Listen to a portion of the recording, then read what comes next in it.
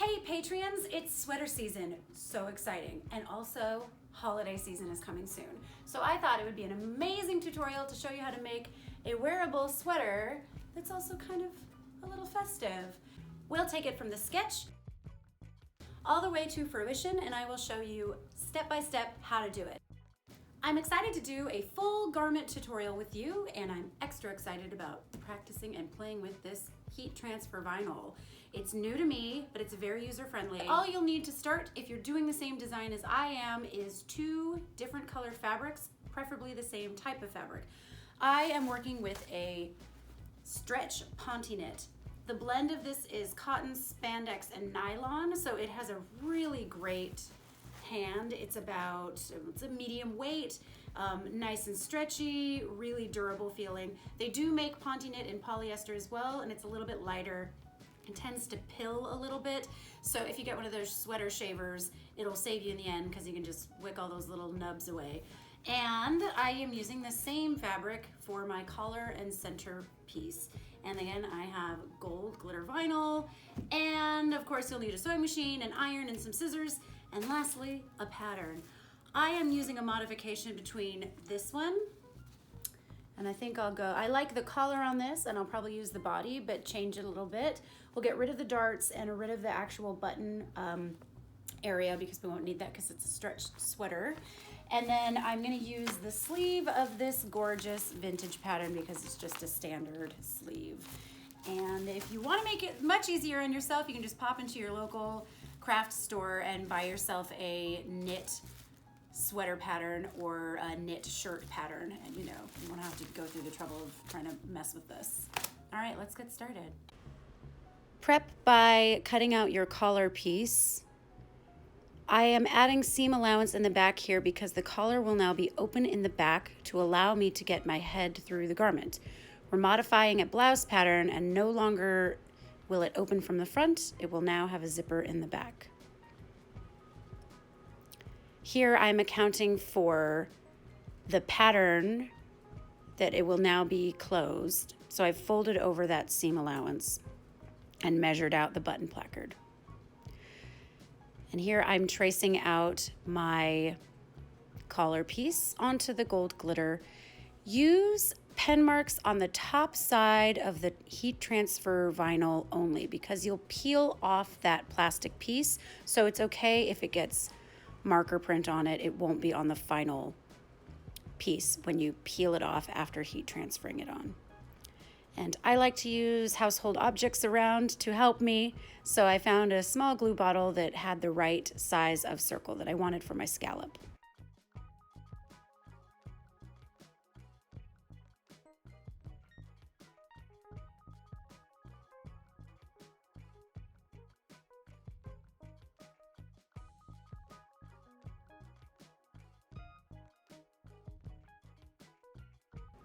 Check the size of your cutout final piece by placing it onto the uncut pattern, making sure that your vinyl is within the seam allowance. And you'll simply mirror the piece you just cut out by placing it both sides facing in and tracing it out. It's a little unruly because it's curved, so do the best you can. You obviously can't iron it flat, so you just work with it as it is the best as possible. And here I'm using another small bottle of something to get my button shape.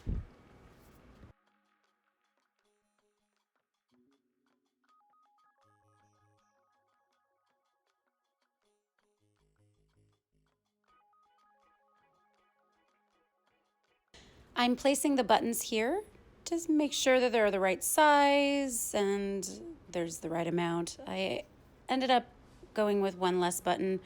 I used one of the buttons to test cutting out mini holes inside. Here I'm using a box cutter with a very sharp blade. You can also just use an X-Acto knife. That will work as well. And I'm testing one button to see how they press on.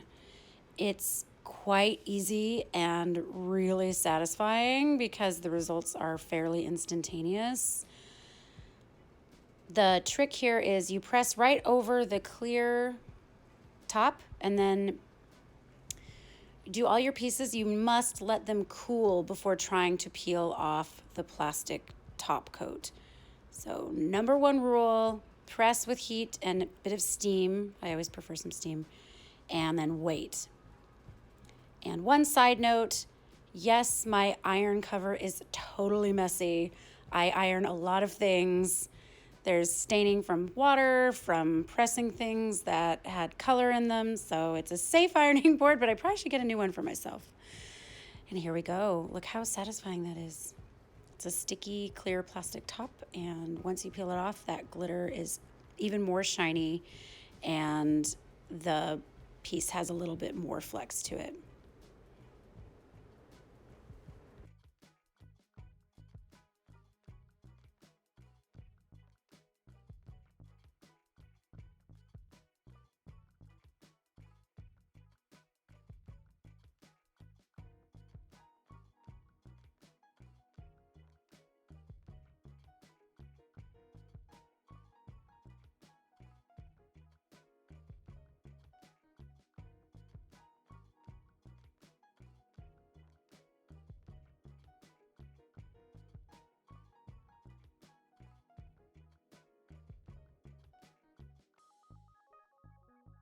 I'm beginning to sew my collar. Keep the part that will be attached to the shirt unstitched. So you will sew 3 edges, the back, the side edge, and the front curve. I'm trimming away as well. It helps the collar lay flat, and I'll put pie-shaped notches in the curve. This allows the fabric to have an area to go when you flip it inside out. You'll see this when you do it. It's kind of tricky to explain, but it really helps the collar lay much nicer. And repeat on both sides. Here I am making the button piece by stitching a straight seam down the back. I've made sure to fold it directly in the center of all the buttons so it's nice and straight, trimming away a little bit, and then flattening it out and stitching a straight seam across the bottom. This will give me a nice square at the bottom, but the seam will be hidden in the back. And then I press it open so that when I flip it inside out, that seam will be a bit nicer. And I'm just using a big screwdriver here to flip it inside out.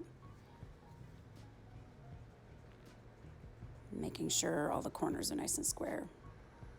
And then I press that back again and then flip it over on the other side, and I can manipulate it slightly to make sure that those buttons are right in the center. And then you have your decorative button piece. And here I'm using my iron and my fingers just to iron out a collar. I don't know if I need to narrate this part. It's ironing something nice. I'm sure you know how to do it.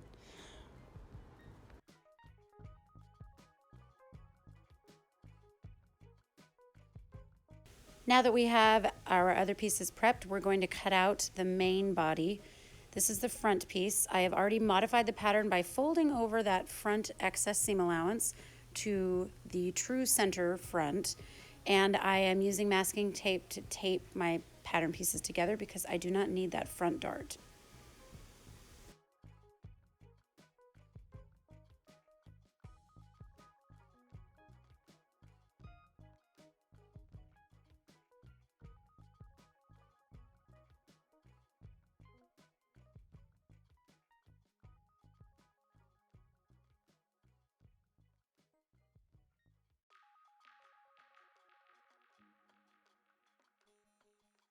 I indicate the side seam here as I plan to cut more of a straight line versus following the curve of the pattern.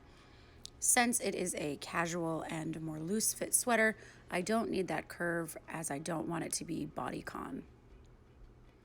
I still cut a slight curve, but it's not as prominent as on the pattern piece. I also give myself a little bit more room on that side seam so that the blouse is a bit more loose fit under the arm. Find the center front by folding the pieces together and matching and marking with a straight pin. Next step, you will take your button piece and lay it down to where it lays perfectly centered on those pin marks, and use a little bit of fabric tack to tack it down.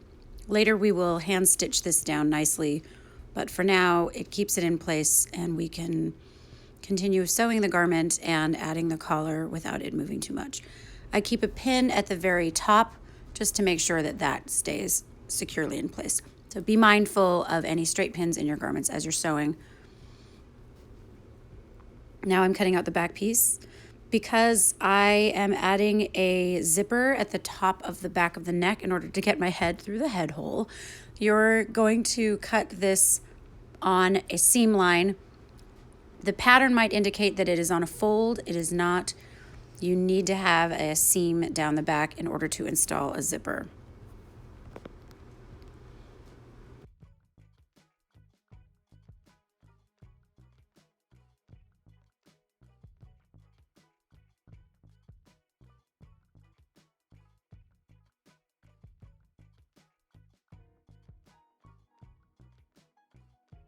You'll notice this sleeve pattern has a dart at the elbow. I don't need the dart for this particular sleeve because we are using a knit, so I've adjusted and made the line straight coming off the top of that corner, which is the inner arm area. I've also noticed by holding the pattern up to my arm that it's slightly shorter than I'd like, so I've added a few inches. I've taken the corner edge of my scissors there, you can see, and just eyeballed it along the end to make sure that it was fairly even. Now I'm prepping my back pieces by running a serge seam down each side. If you don't have a serger, that's totally fine. You can zigzag this or straight stitch it. Sergers are great for knit and stretch. And to prep this and begin going, I am attaching all the shoulder seams first. So front and back shoulder seam on either side.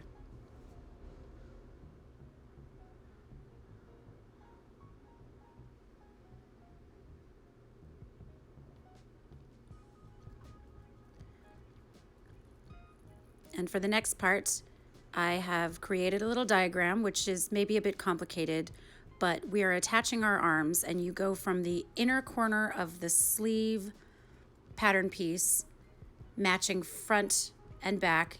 On the sleeve, you may have a pattern that has notches. It'll usually be 2 notches for the back side of the sleeve and 1 notch for the front side. So you match that back side of the sleeve to the back side of your garment, and you sew the sleeve from one corner over the swoop, which is the top of the shoulder, and then back down. And you do that on both sides. And what I'm doing here is I'm starting at the base of the sleeve and just stitching it all the way up, under through the armpit, and down the side.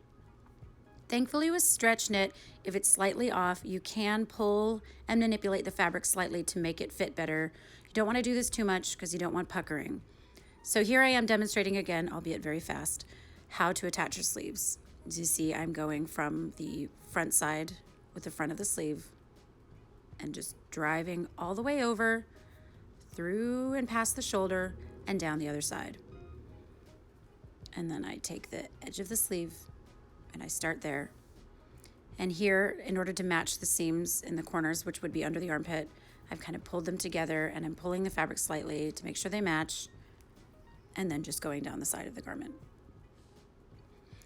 On this one, I noticed, after sewing both sides, that there was a little bit extra on the backs of each side, so I trimmed that off later. Here, we are attaching the collar. When you attach the collar, you want the front side of the collar that will end up facing out sewn against the inside of the main garment. Before you start pinning and anything, you can take a look at this and eyeball it and see what I mean here. And here I am starting the collar and pinning it at the very center where the buttons are, and then giving myself a little bit of extra in the very back in the seam to allow for a zipper, and then just stretching the fabric slightly to accommodate for if I need to have more fabric to sew the collar on.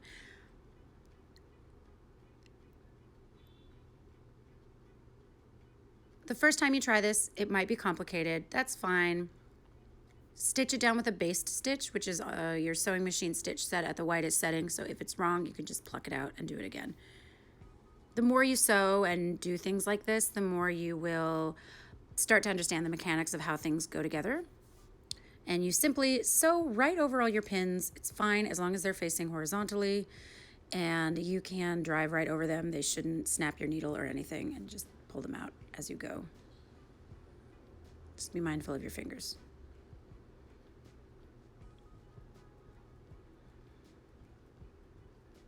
An important step here, which we learned in the facing tutorial, is to snip little notches in your neck so that the curve can happen easily and that the collar will lay flat. And here I'm just trimming that seam, the excess fabric there, and then I'll put little notches in the neck hole.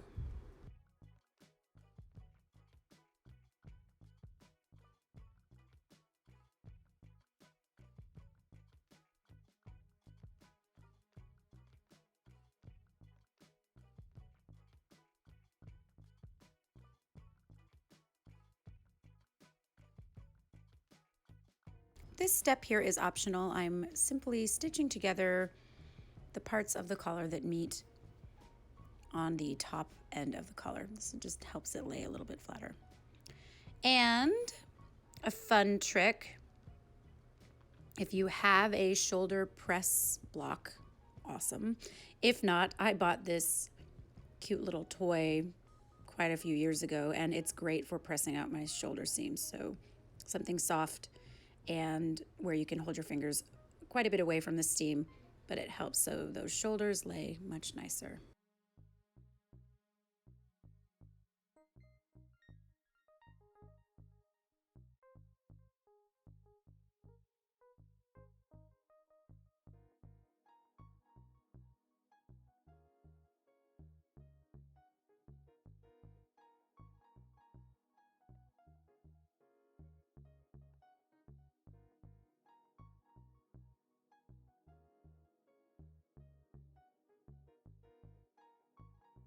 Now let's cut out some cuffs for the arms and the waistband.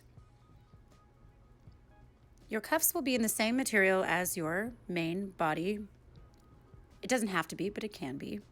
And the cuffed band will be folded over, and it will be slightly shorter than your pattern piece. This way it will gather it in slightly and give you that sweater look.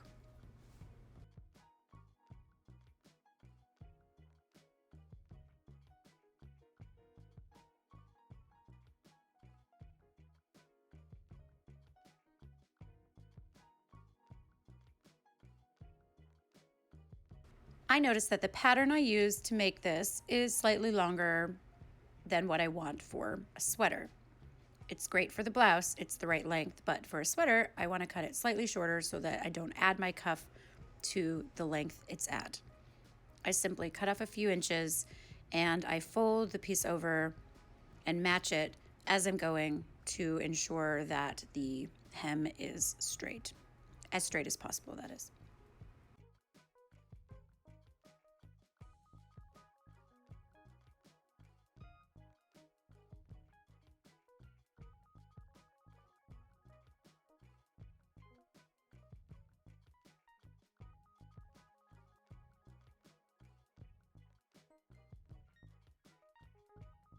To make your cuff similar to the way that we did it with the arm cuffs, you're going to want to cut 2 pieces, and keep in mind that these pieces will be folded in.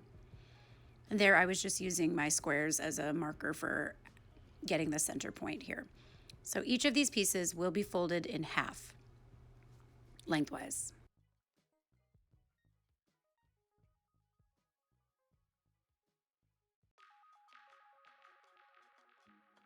To gauge how long you need them, you can use the piece of material that you cut off from your shirt hem. Make sure the cuff pieces are folded in half. And then what I've done here is I want it slightly shorter, so I'm cutting it in slightly from where that pattern piece is, from the center to the side seams.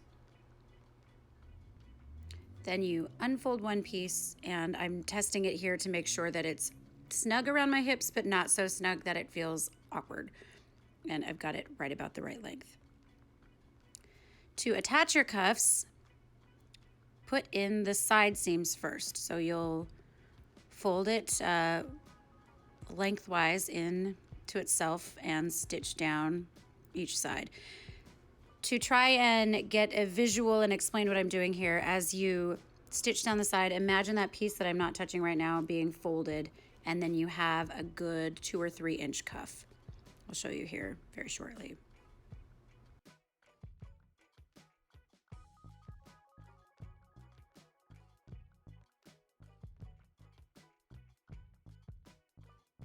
Here I'm folding my cuff so that the seam stays on the inside of the cuff. It's a continuous closed off loop, both inside and outside. And you'll be stitching the edges that were not stitched at all, the 2 remaining edges on the inside of the cuff, to the sweater sleeve. I hope my visual helps. It's kind of complicated to write out the directions for this and also explain them. So match your seam of the cuff to the inside seam of the sleeve. This is how a good starting point. And you'll know that the cuff is a little bit smaller, so you have to manipulate as you go. Pull the cuff and not the sweater. That's what I mean by manipulating. It's naturally, as it's sewing together, gathering the sweater sleeve, and the stretch of the cuff will pull it back together. So it'll give you that nice banded look. And for newbies, I would say use pins. Just be very cautious if you are using a serger to remove your pins before they get to the cutting blade, because you'll damage your cutting blade or you'll snip a pin in half and it's not good. More experienced sewers might be able to do this freehand, I suppose is the term.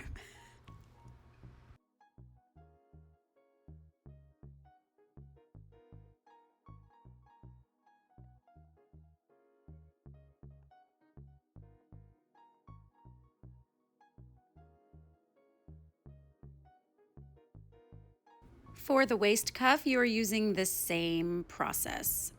Stitch both seams together so that you have a big loop of fabric. And before you stitch the other side, you can hold it against it and make sure you want it to be about maybe 1 to 2 inches shorter than your garment hem.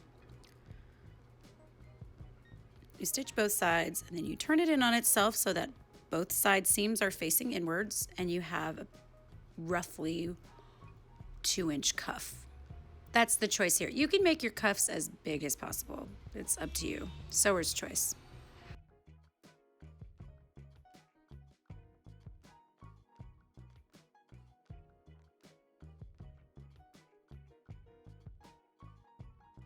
As with the cuffs, if you want to use pins, please feel free, just use caution. Since both the cuff and the garment have side seams, I like to use them as mile markers, so to speak. It's a great way to gauge how much you need to pull your cuff in order to make it all fit around equally. Otherwise, you might pull one side too much and then you have excess here and there, but the side seams matching is pretty great. So here I kind of demonstrate pulling the cuff and letting the sweater, the fabric-based bottom, just rest gently on top of it, and it naturally gathers the sweater base.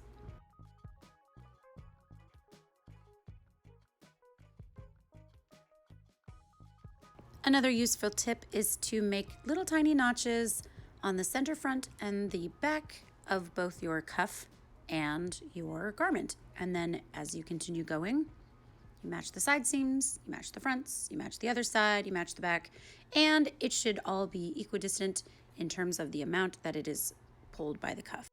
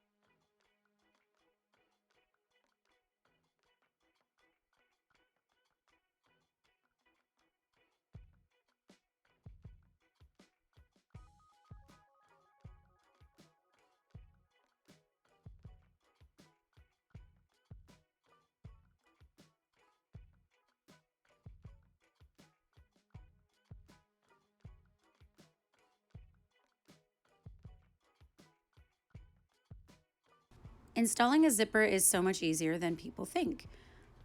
Starting a few inches down, or the desired length that you would like your zipper to be open, you stitch a straight seam down the length. Then you measure your zipper, and you want the zipper to be slightly longer than that seam. Here I have cut a zipper, which is totally common practice, but you want to make sure to close off the edge of that zipper before even touching the zipper pull. I cannot tell you how many times I've accidentally unzipped the zipper when the bottom was open, and bye-bye, that zipper's then out of commission. So using a spare piece of fabric, do that. And I just showed you my zipper foot there. Your machine will have a zipper foot, an invisible zipper foot. You might have to order them specially, but they are really, really useful, especially invisible zipper feet. And going down one side, you stitch the zipper. I always leave the tail off of the fabric, so I start right as the zipper starts at the top of my garment, and I will stitch all the way down and past where that seam starts. So I'm stitching into the seam allowance a few inches beyond where that stitch starts. And keeping, yep, as you can see, that's what I was talking about. Great. Starting from the other side with the zipper still open, you stitch going back. You start inside the seam allowance and you stitch all the way to your zipper start.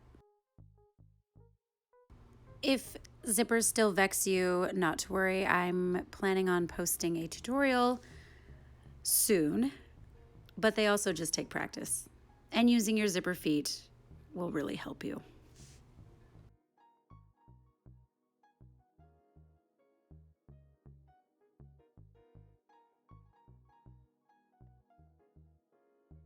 When putting zippers in stretch fabrics, be mindful not to stretch the fabric. That will result in a warbly zipper. So try your best to lay it as flat as possible and not pull any of the fabric. Next, you just grab the zipper foot and pull it, and it's kind of inside the seam, but that's okay. If it's not too far down, it should be fine. You can also use needle nose pliers to reach in and grab it, and you pull it up, and that's how nice it looks. There you go. I have faith you can do it. The last little step is getting rid of those tags, tongues, the zipper tags, I guess. And I just flip them over inside and stitch them down nicely so they're out of the way and the garment looks more attractive.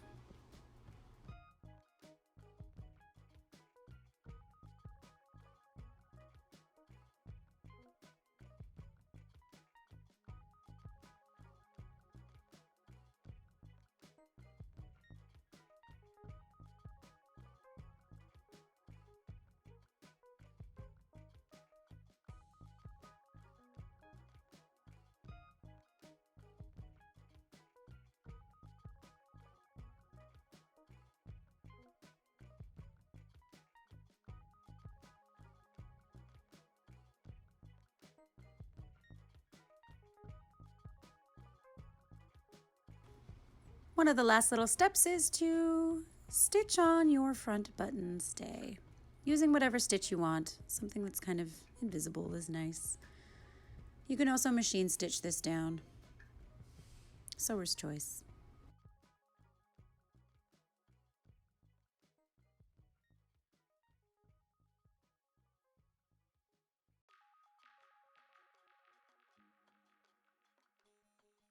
One last little finishing touch I'm doing here is sewing a hook and eye at the base of the back of the collar. This is so the collar can connect at the back and look like it is attached, even though it is kept open so that you can fit your head through the head hole. I hope you've enjoyed this tutorial. It's been really fun to make a full garment with you, and I'm excited to see the different variations of this.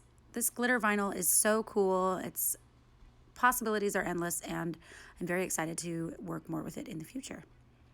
Remember to share everything that you make with me on Patreon, or you can post it under the hashtag Jvon Stratton, and I'll take a look and share it. Awesome. Okay, have so much fun crafting. Please feel free to tell me what you think or write any comments or suggestions that you have below. I'm always willing to hear from you.